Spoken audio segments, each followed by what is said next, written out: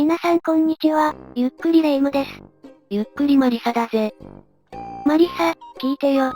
どうしたんだ？私が毎日食べてるランチパックが東京オリンピックに取材に来た外国人記者の間で大人気なんですって。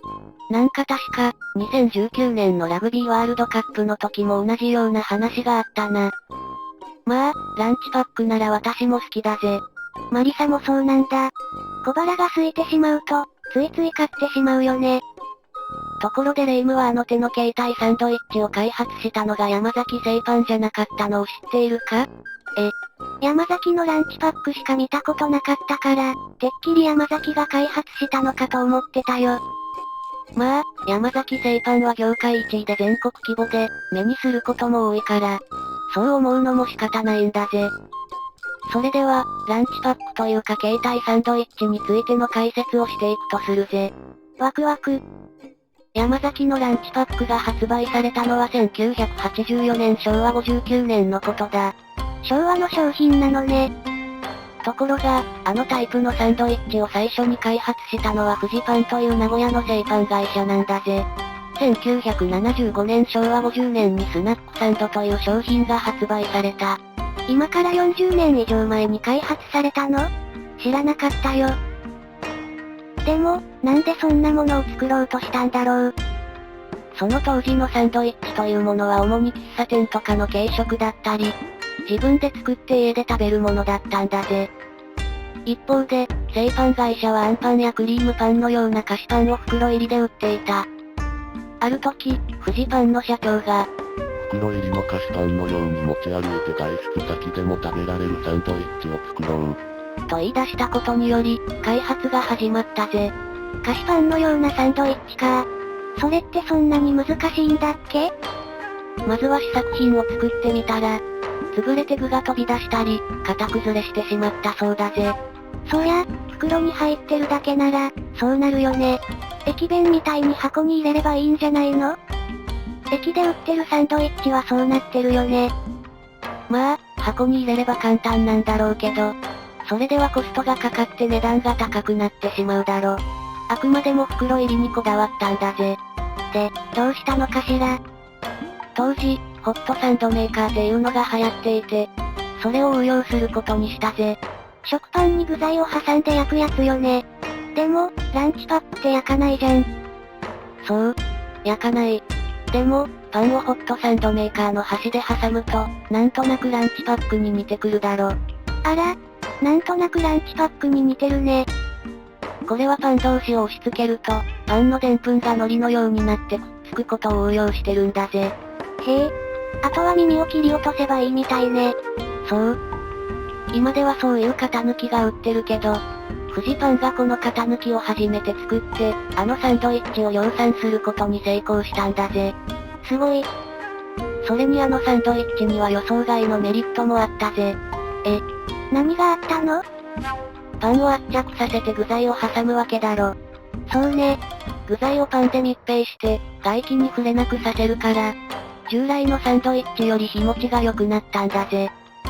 工場はもともとクリーン仕様で、具材をパンで密閉して、さらにプラスチック包装で密閉するから、常温で3日の賞味期限を実現できたぜ。3日も。コンビニのサンドイッチがおおむね1日だから、これは画期的なんだぜ。それに当時はコンビニなんて全然ない時代で、パンは八百屋とか酒屋みたいな、普通の商店で売られていたんだぜ。賞味期限が長いっていうのは、販売店からも喜ばれたぜ。だよね。コンビニなんてまだ珍しい時代だよね。1975年昭和50年9月15日、中部地区関西地区で満を持して発売を開始したところ、斬新な形状で、これまでより長く保存できるサンドイッチとして注目度も高く、工場では生産が間に合わないほどの売れ行きとなったそうだぜ。やったぜ。翌年には関東でも発売され、こちらも大ヒット。ランチパックの前にこんな歴史があったなんて。瞬く間にヒット商品となり、具材を変えて、次々と新製品を出していったんだぜ。だよね。おにぎりみたいに中身を変えてけばいいわけだからね。そんな無敵に見えるスナックサンドも、消費者からクレームが来たぜ。何を言ってきたんだ？具が好みじゃないとか？レイム、そんなのんきな話じゃないぜ。消費者からのクレームとは、パンのパサつきだ。パサつきかー。賞味期限が長いとはいえ、耳がないパンはパサついてくるんだぜ。当時、スナックサンドは普通の食パンで作っていたぜ。普通の食パンってトーストして食べるのを想定してるからな。だから、パサつかない食パンを開発することになったぜ。パサつかない食パンか。どうやって、そんなのを作るのかねー。砂糖を入れればいいんだぜ。お砂糖？そうだぜ。砂糖は保水性を高める効果があるんだぜ。ふむふむ。大福餅を考えればわかるけど、普通の餅はついた翌日にはカチカチになってしまうけど、大量の砂糖を入れる大福餅は数日は柔らかいままだ。それを応用したわけね。そうだぜ。でも、闇雲に砂糖を入れてたら、パン自体が甘くなってしまうから、結構試行錯誤をしたらしいぜ。あのパンにもそんな秘密があったとは。ところでパンの耳ってどうなってしまうの？大量生産してるから耳も膨大な量出てくるよね。街のパン屋さんならタダで配るなんてこともできるんでしょうけど。耳か。あれは別の商品に再利用してるようだぜ。ラスクに使われてるようだけど、ラスクもバカ売れするもんじゃないからな。それでも余った分は家畜の飼料になってるみたいだな。でも、そんなスナックサンドの快進撃なんだが、長くは続かなかったぜ。1984年昭和59年に業界最大手の山崎製パンがランチパックを発売して参入。ランチパックきたー。フジパンも製パン大手とはいえ、3位で1位の山崎とは比べ物にならない。ちなみに、2位はパスコ敷島製パンで、2位3位を名古屋勢が占めてるぜ。